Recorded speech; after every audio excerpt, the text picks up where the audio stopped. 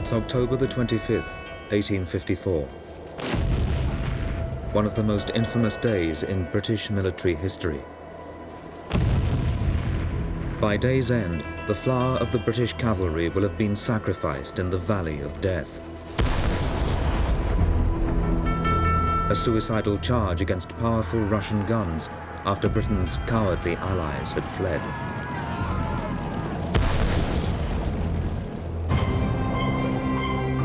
But the latest evidence from the Crimean battlefield itself tells a rather different story. The charge of the Light Brigade against the guns at Balaclava was a pointless charge against something that was not a tactical or strategic objective. It seems the legends of the Noble 600 and the Thin Red Line are far from the truth. And the story of the soldiers who actually saved the day lies untold. If it weren't for the sacrifice that those men made, it is quite likely that the British forces would have been driven back to the sea. Now, powerful new technology and groundbreaking historical detective work are shedding crucial light on the events of the charge of the Light Brigade. So who were the true heroes of the Battle for Balaclava?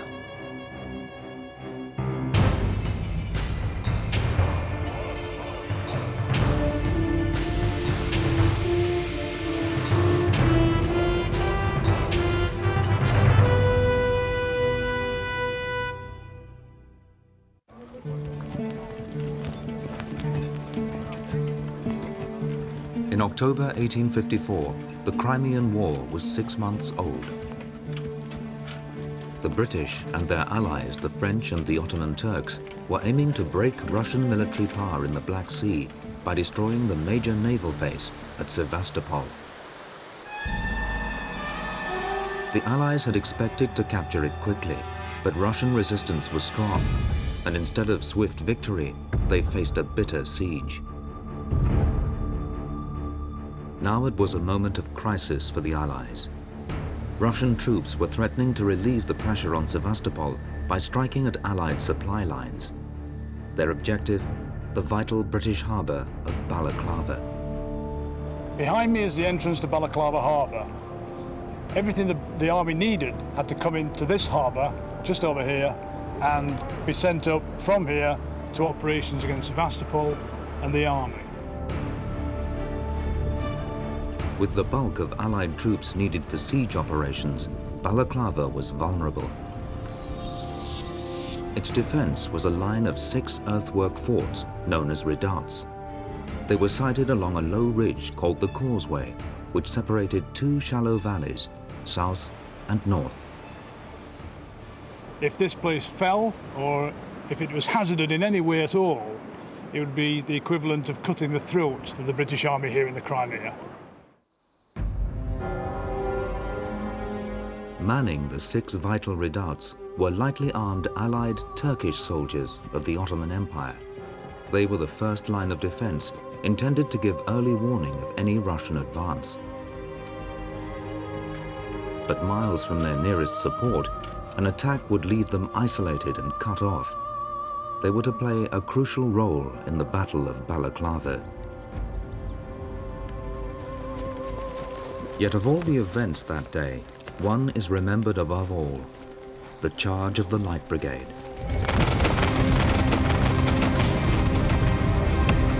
And its story has been woven into a legend. It tells how the Russians launched their attack on Balaclava at dawn.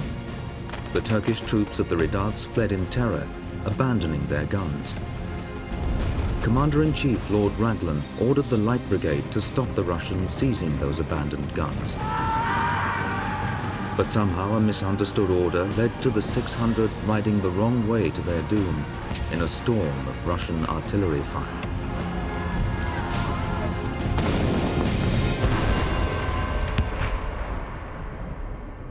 But not everyone believes things happened quite the way of the legend. Popular history would suggest that the men of the Light Brigade were the great heroes of the Battle of Balaklava, but militarily and honestly, I think the true heroes of that battle were the men who defended No. 1 Redoubt on Comrabair's Hill. At the eastern end of the causeway, Can Roberts Hill, site of Redoubt No. 1, was the key to the line of redoubts. If it was captured, the other redoubts would be outflanked and would fall like dominoes. Realizing this, the Russians began their attack on Balaclava harbour with an overwhelming assault on Redoubt No. 1. The task of holding this vital defensive position was left to just a few hundred Ottoman Turks. In the outcry following the Light Brigade disaster, the British press, hungry for scapegoats, derided Turkish soldiers as hopeless incompetents. In the Black Sea. But Mike Hargrave Mawson would like to prove that the truth is very different. Mike is a member of the Crimean War Research Society. They're determined to find out what really happened in the fight for Redoubt No. 1. First, they need to find it. Working alongside the society is archaeologist Phil Freeman. He'll search for evidence on the ground. Mike and the others give him an idea of what he should look for. I mean, one of the key things we would love to find out is not so much what finds you can pull out for us, but the actual plan of what has been disturbed earth. Yes, I agree. Traces of where earth has been disturbed to build defences should still exist on Can Roberts Hill, even after 150 years. To look for them, Phil will use groundbreaking new technology. High-resolution satellite imagery from the new generation of commercial satellites like Iconos is revealing the landscape of the Battle of Balaklava in astonishing detail for the very first time. A single Iconos image taken from an altitude of 400 miles reveals the entire Balaclava battlefield. The extraordinary resolution of the satellite photo clearly shows Can Roberts Hill. You can see the impressions in the ground of where the ground has been disturbed, where soil and stones have been heaped up. By enhancing it, you could see. But Phil also needs to know details of the redoubt's layout. It'd be interesting to have some idea of how the redoubt would be laid out internally, what kind of structures we could expect to see inside it. Nothing. Nothing at all? Tent accommodation? No. It was a very crude defence thrown up very quickly. If you read the accounts, both from the Russian side and from the Allied side, it was perfectly easy for the assaulting troops simply to jump over it. My impression is... Research into the Crimean War is now being revolutionized by the opening up of the Ukraine and the possibility of exploring the battlefields. This is the great opportunity where they're welcoming us in to get in there and seize the day. With the satellite imagery and the Society's specialist advice, Phil and his team will be the first archaeologists to search for clues as to what actually happened in the opening minutes of the Battle of Balaklava 150 years ago.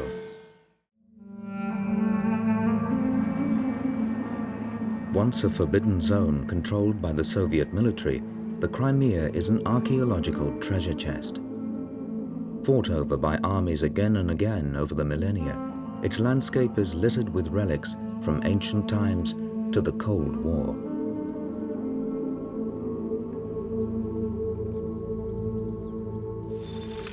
Armed with the satellite imagery, Phil Freeman and his team arrive at Can Roberts Hill to search for evidence of the Turks' role in events leading up to the fatal charge of the Light Brigade. Their first task is to find Redoubt No. 1. The satellite photo gives Phil a clue as to where to look on the kilometre-wide hill. They've enabled him to identify a small area of disturbed earth on the southeastern side. But it's not so easy to pick this area out at ground level. Having been guided in by cutting-edge science, the team then need to employ more traditional techniques. An accurate terrain survey will help reveal the disturbed areas in the landscape.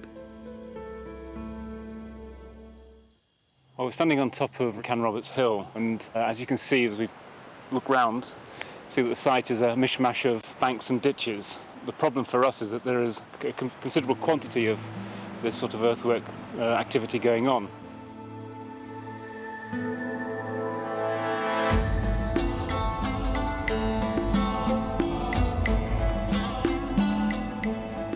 what we need to do is like sort of lay out grids first of all, and then on each of the points where the grids intersect with one another, we'll take a reading, and from that we can then produce a 3D model.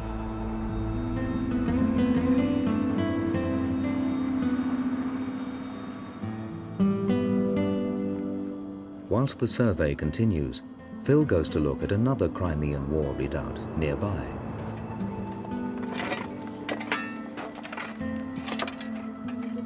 Bezimyanya, no-name hill, was in use at the same time as Redoubt No. 1, and its construction and size might offer Phil clues as to what he should look for on Canroberts Hill. Well, they've opened up quite a bit more of the bank, and in doing so, in extending the trench in this area, they've taken out part of the Crimean War fortifications. What that's left, among other things, is quite a good cross-section of those fortifications. You can see the initial creation of the bank here, and then a series of fills which run up against the wall, whose face you can see on the other side quite well in the new trench. Artifacts from the site show that the redoubt was occupied by Turkish troops. Together with Simon Richardson, the team's metal detectorist, Phil gets an idea of the kind of artifacts they might find at Canroberts Hill. That musket ball. It's a bullet. Bullet, right. And these are the buttons. You know the regiment? Yeah, this is the 7th. Anything else? Yeah, it's a small Turkish pipe.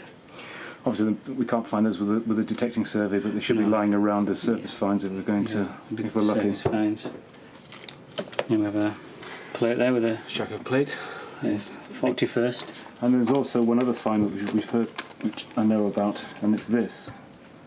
Oh, wow. It's a silver coin, believe it or not, despite the colour, and it's been pierced. It's been reused either for jewellery or for people keeping their cash on their neck. It dates to about 1830, and it's minted in Istanbul. Yeah, it's a nice inscription. It would be great if we could get similar sort of finds from Canroberts, but I think we'll be very lucky if we find that sort of thing. Quite a pretty piece. The finds are sparse, but the Bezimyanya site shows that despite poor conditions, Turkish soldiers were able to construct a considerable position. Phil is encouraged. Maybe he can find something similar on Canroberts Hill. Back with the team, the terrain survey is now complete, but it reveals another problem. All around the target area is a confused tangle of earthworks. The Crimean War isn't the only conflict to have left scars in the Balaclava landscape. In World War II, the entire region saw desperate fighting between the Red Army and Hitler's Wehrmacht. You find scattered around all kinds of things. For instance, look like a couple of foxholes here from the Second War, bomb craters, again scrapes and scoops. But after searching through the maze of confusing earthworks, Phil thinks he's located the structure visible in the satellite photo. He believes this could be Redoubt No. 1, but it's nothing like as substantial as the fort at Bezimyanya.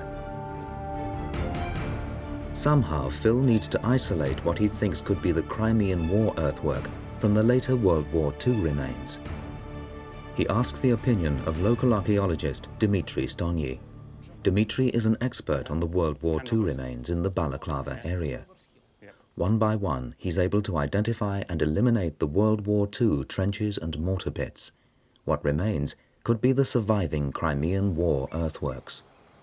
And we come into this, what looks to be a very interesting feature around the corner. Could you tell me what you think it is? I think this is a rest of maybe British, maybe Turk battery, gun battery of Crimean War. A road, two guns, and wall. You can see a very good view to village Kamari, and very good road from Russian position to Balaclava. It's very important, very strategical.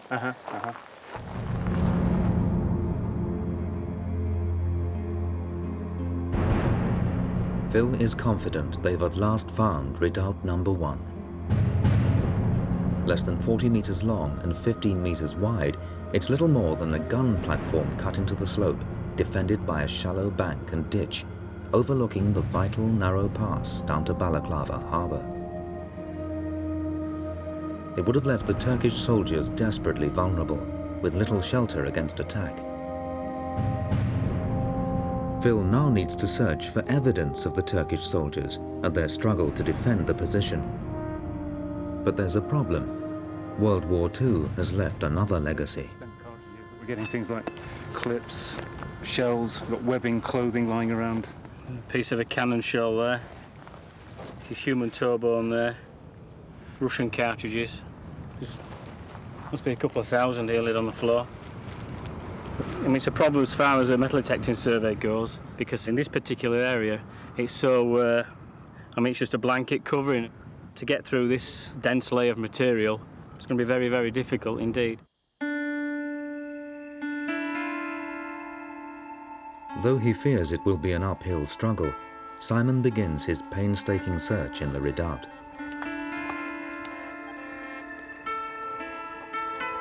Documentary records suggest life would have been tough for the Turkish soldiers.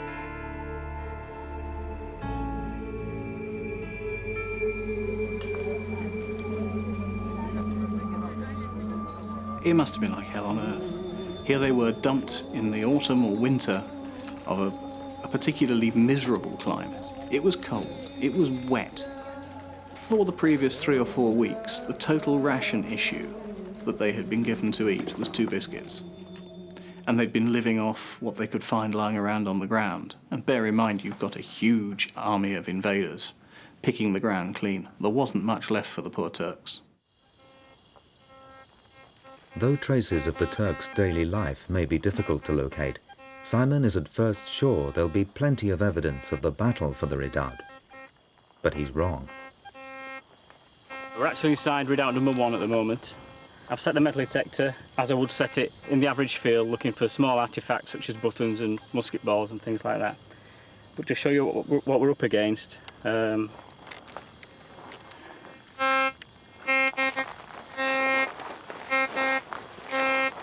you can hear, there's a complete covering of ferrous material.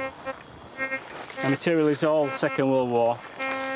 And to try and penetrate this and pick out minute finds such as pistol balls, very, very difficult indeed. Nearly impossible. Frustrated, Phil and Simon decide to change their search area. Phil has worked out from the recorded position of the Russian guns where any cannonballs or shells which overshot the redoubt would have landed. Luckily, it's in an area the survey shows is less damaged by World War II. Simon starts a new search a few hundred meters from the redoubt. Within hours, the change of tactics pays off. We're standing on the west side of Can Roberts, looking across to Balaclava and Sevastopol. As we look down the slope, you can see a series of red markers, flag markers, which represent hits that the metal detectorist has made. Each one represents one large caliber lead ball. There's something about the spread of these finds that seems significant. There is an interesting pattern, effectively a fan, as we look down. The characteristic fan-shaped distribution pattern suggests they're lead balls from an air-bursting Russian shell. We found quite a spread, 13.5 pieces, which we're fairly certain this is from a spherical case shot, which is a hollow cannonball set with a fuse, so it bursts in the air over cavalry or infantry. Quite a devastating weapon.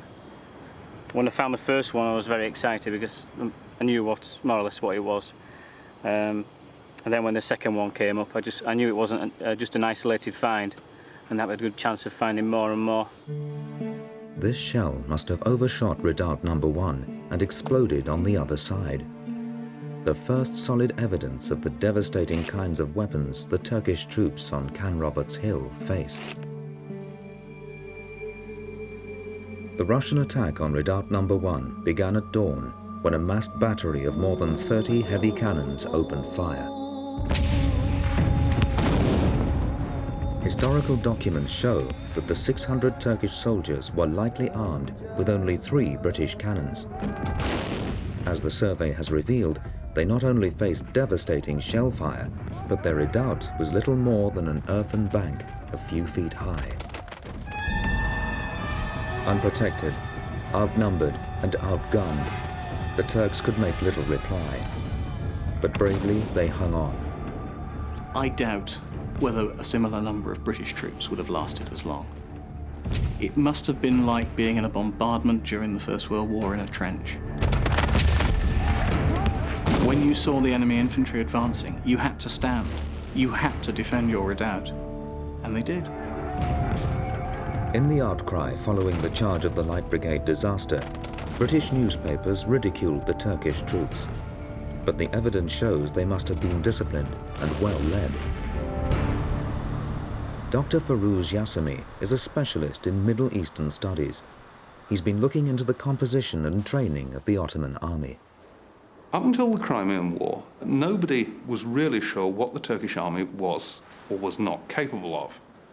A European-style officer cadre or officer corps was a new phenomenon in the Ottoman army, and it only existed since the 1830s, when they'd set up a war college. At the time of the Crimean War, the Istanbul War College was the Sandhurst of the Ottoman Empire. Far from being ramshackle and incompetent, the Turkish army of the 1850s actually had a higher proportion of trained officers than the British army. One point that I think you can make is that within the Ottoman army, warfare was viewed as a religious duty. A man who was killed became a martyr, a shahid. A man who survived was a ghazi, a warrior for the faith. This helps explain why, despite being only lightly armed and undersupplied, the Turkish troops bravely stood their ground before finally being overrun. Yet this heroic last stand is glossed over in most histories of the battle. It seems the myth of the Turks' cowardice did not arise by chance. Mike Hargrave Mawson believes the British commander Lord Raglan was caught completely off guard by the Russian attack. Opinions are divided, but it would appear that Raglan and his entourage got up onto the Sapoon Heights about 7:30, 8 o'clock in the morning. What isn't at issue is the fact that the Russian assault began at 5 that morning. Raglan was slow to react to the Russian attack. By the time he arrived at his command position, the Turks at Redoubt No. 1 had been facing Russian bombardment for nearly 3 hours. Official accounts of the sequence of events deliberately covered up Raglan's delayed response. Raglan, when he came to write his report, didn't want to point out that they'd taken 3 hours to get to the battle. And so 3 hours got truncated down to a few minutes. And it was the Russians attacked, the Turks ran. The fall of the redoubts marked the end of the opening phase of the battle. But this set in motion an unstoppable chain reaction that led to disaster. This time, Lord Raglan would have a grandstand view. It's 10:30 a.m., nearly 3 hours after the battle for Canroberts Hill.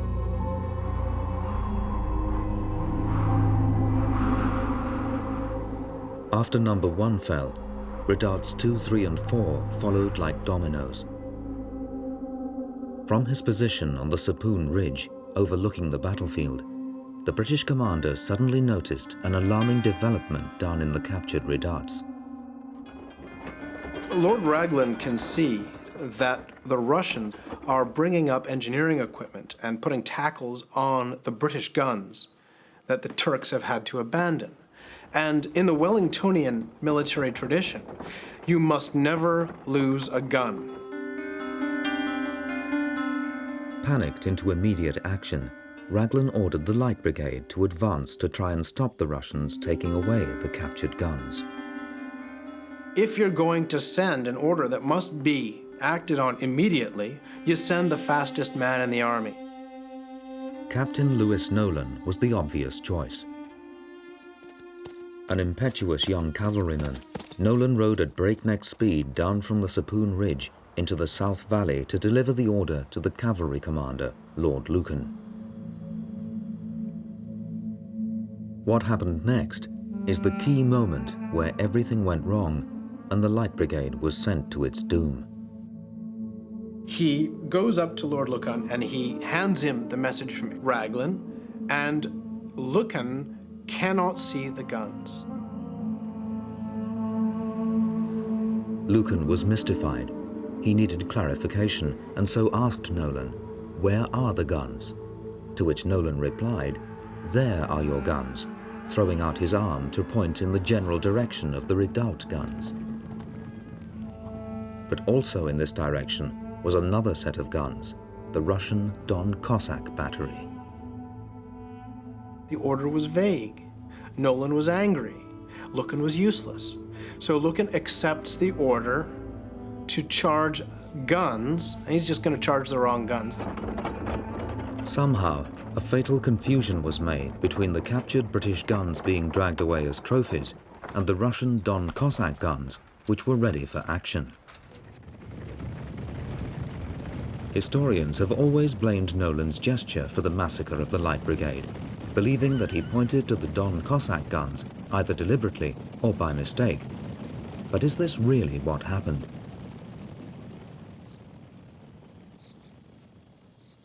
Richard Rutherford Moore is a battlefield explorer and guide. For more than a decade, he's been studying the actual location of the Balaclava charge. Richard believes the key to solving the mystery of what actually happened lies in understanding the terrain. He wants to establish for the first time exactly what the principal characters could see during the battle. He teams up with remote sensing specialist Jessica Trelogan. Through her work at Bezimianya, she's completed the first terrain-accurate survey of the Balaclava valleys. The first crucial viewpoint they must establish is that of the Commander-in-Chief, Lord Raglan. Finding Raglan's command position up on the high Sapoon Ridge will take some detective work. A clue lies in the work of Roger Fenton, the world's first celebrated war photographer. This photograph was taken after the battle from Raglan's command position. Maybe this will help them find the spot. That bend is roughly where Redoubt number 2 is. In the foreground, we've seen these enormous rocks. We're looking off towards Balaclava. So this rock should be somewhere on this crest, within about 100 meters of where we are, 50 meters either side. Good. In 1854, there were no trees here, and so the viewpoint takes some locating amidst the dense undergrowth.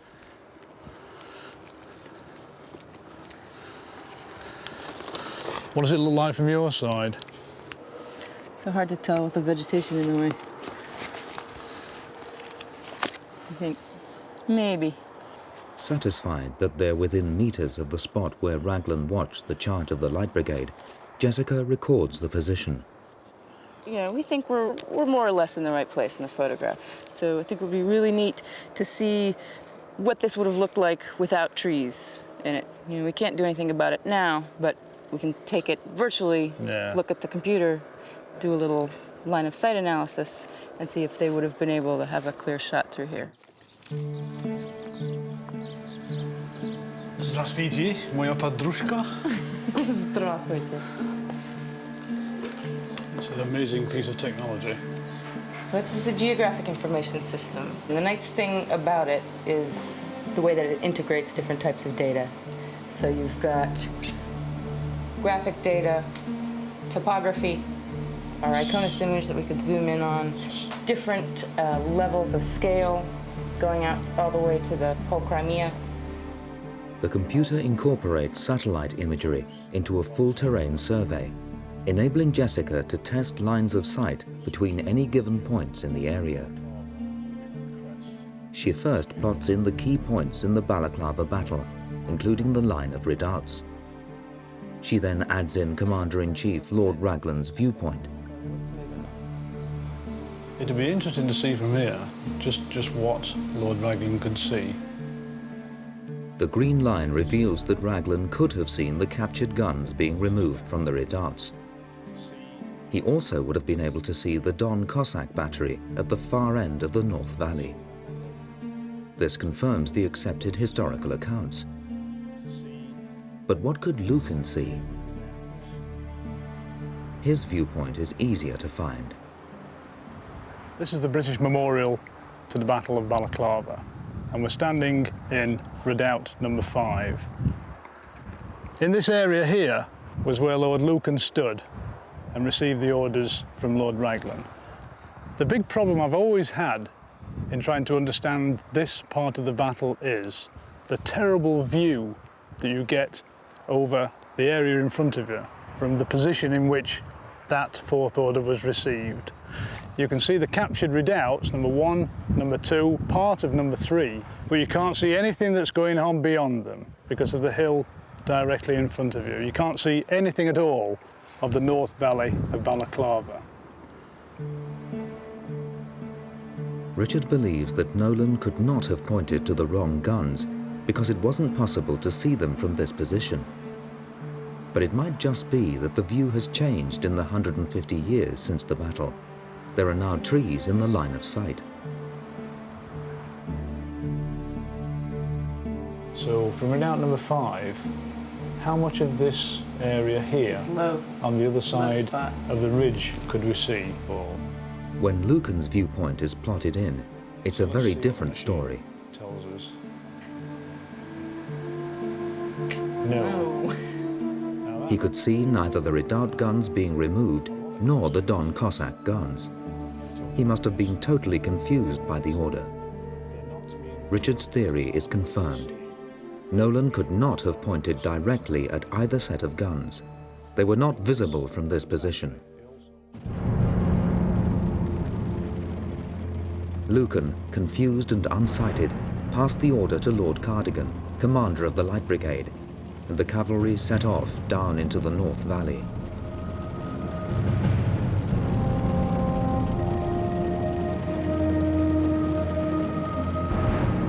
At first, there didn't seem to be a problem. Raglan looks down and he sees his Light Brigade moving off along the valley floor. So far, so good. Nolan, who knew which guns the Light Brigade was supposed to be going for, is also thinking, fair enough. We're moving off down the valley. We're going to go to the redoubts and we'll stop the Russians carrying off British guns. Suddenly, Nolan must have finally realized something was very wrong. There comes a point where, for some reason, Nolan rides out in front of the brigade and heads off towards the Causeway Heights. Raglan expected, Nolan expected Cardigan to turn right. Nolan rides out in front of Lord Cardigan, going, "Three's right, turn to the right in threes." And Cardigan doesn't understand what Nolan's shouting about. He thinks that Nolan, who is an arrogant son of a sea cook anyway, is trying to lead the charge himself, and Cardigan just puts his head down and keeps charging. The Russian guns at the same time here fire. One of the 18-pounders sends a shell over, and it explodes exactly where Nolan is at the time. A shell splinter goes straight across his chest. He emits a loud shriek. His sword falls from his hand, and eventually he tumbles from his horse to be ridden over by the ranks of the Light Brigade after him. Nolan was the man who'd set the charge in motion. With his death, the last hope to avoid disaster was gone. So what Raglan sees is one half of his cavalry force charging in the wrong direction. And worse than that, Raglan sees half of his cavalry charging to certain destruction. There was now nothing anybody could do as the Light Brigade ploughed on down the valley like a runaway train. The Russian gun batteries around the valley opened fire.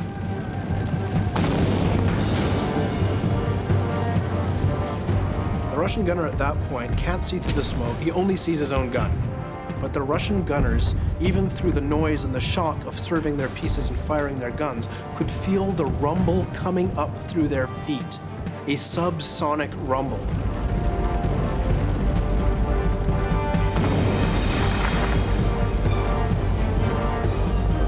The moment of surprise has now passed for the Russian artillery.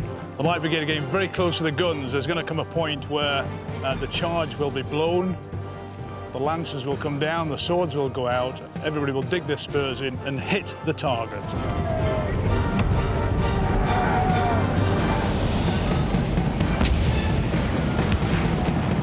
They hit the guns and this terrible fight developed around the battery. One British trooper said, the entire place was like darkness. It was like fighting at night. It was surrounded by an inky blackness of gun smoke, clashes of swords, men shouting, horses screaming.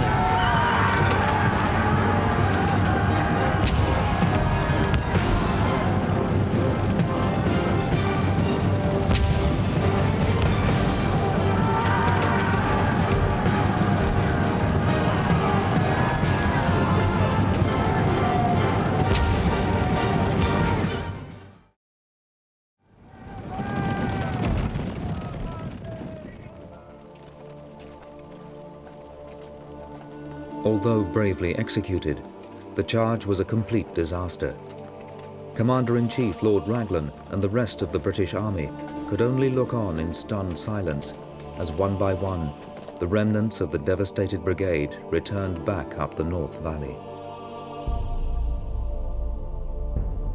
But what happened to these survivors?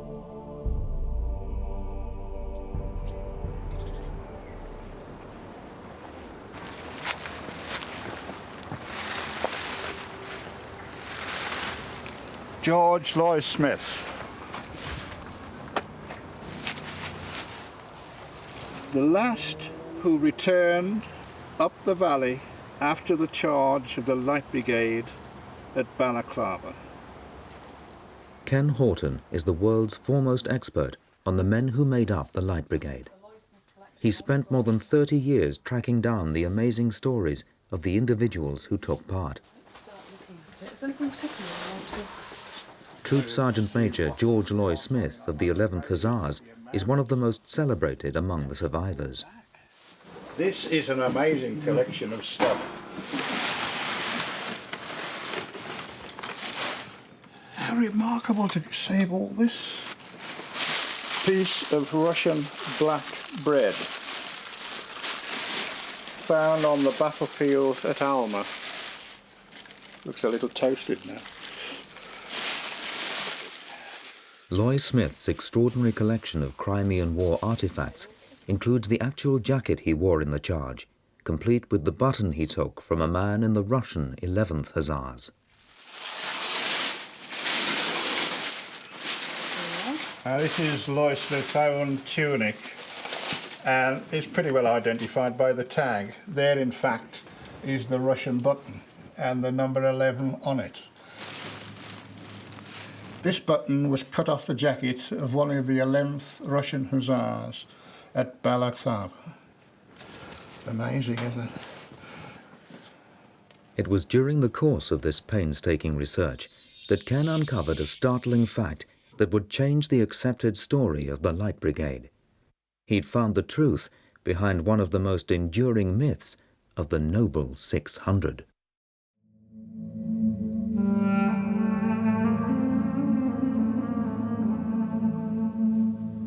Ken Horton's research into the men of the Light Brigade has led him through the medical records, wills and gazetteers which record the human face of Queen Victoria's army.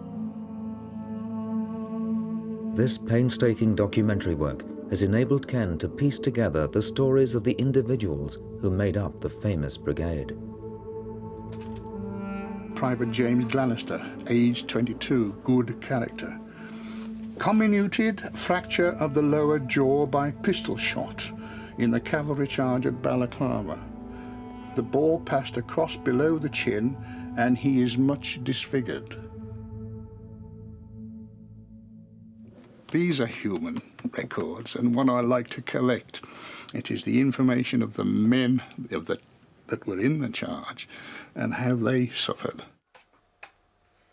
As Ken began to uncover more and more stories of charge survivors, he realized the truth. There were only 102 killed outright from the 670. 56 were taken prisoner, of which half of those died in captivity. But at the end of the war, coming back to England, I'm always reckoning that at least 450 of those original men did return to these shores. The 600 were not wiped out at all. Though the brigade was written off militarily, nearly 6 out of 7 Light Brigade men survived the famous charge. How then did the myth come about that it was annihilated? Lurid British newspaper reports sensationalized the scale of the disaster, and Tennyson's famous poem popularized this inaccurate myth of epic sacrifice.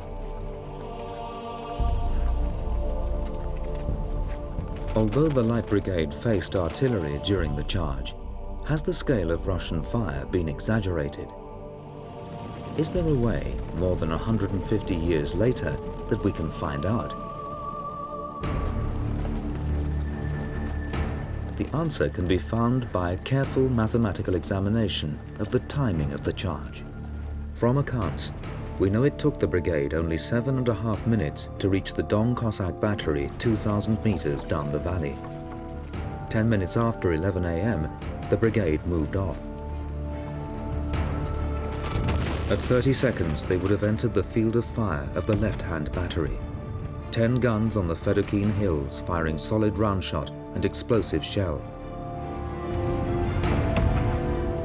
A cavalry charge should be a carefully timed advance, but as the fire came in, the brigade quickly accelerated. The battery could have fired only around 70 rounds before the brigade was through their field of fire. At 3 minutes, the brigade would have come under long-range fire from the 8 Don Cossack guns. At 5 minutes, this field of fire would have overlapped with the right-hand battery, 8 guns on the causeway. This should have caused more casualties, but the brigade now accelerated downhill with the racetrack camber of the valley.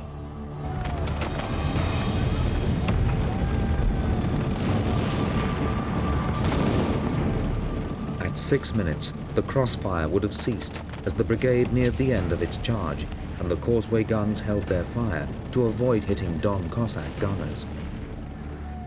At 7 minutes, the brigade would have been within point-blank range of the Don battery. But the Russian gunners were at a disadvantage, unsighted by their own gun smoke. They would have fired only approximately 100 rounds before at 7.5 minutes, the Light Brigade hit them. In total, the 26 Russian guns can only have fired around 200 shots.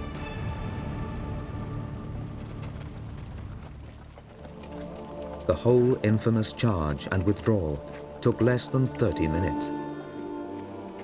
Despite the famous legend, the Light Brigade was never under fire from all 3 sides at once.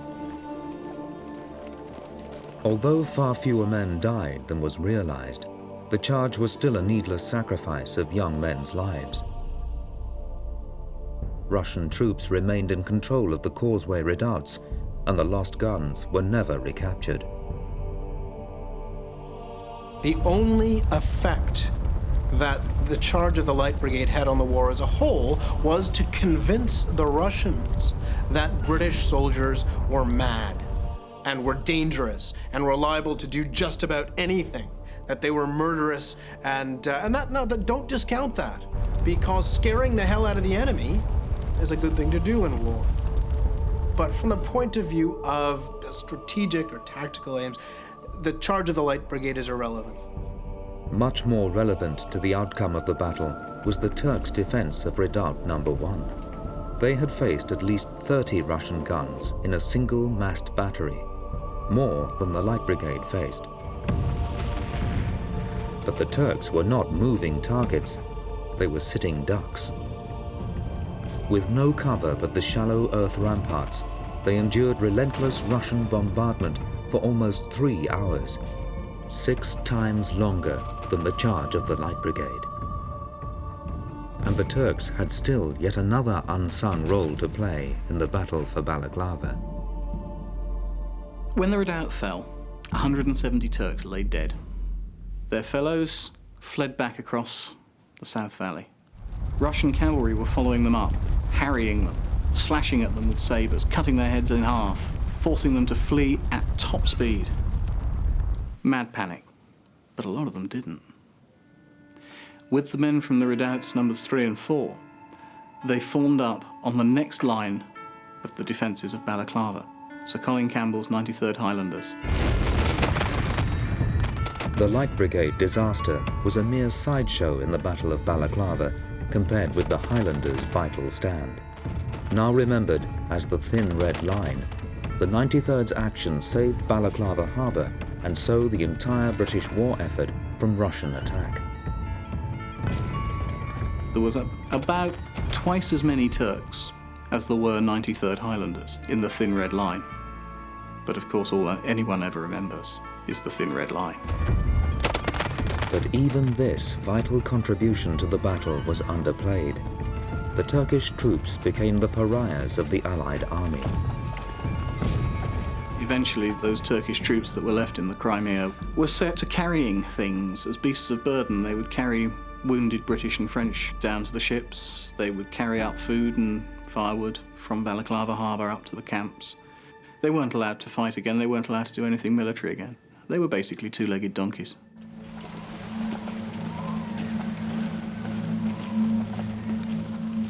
Those who remained of the defenders of Redoubt No. 1 did not survive the terrible Crimean winter.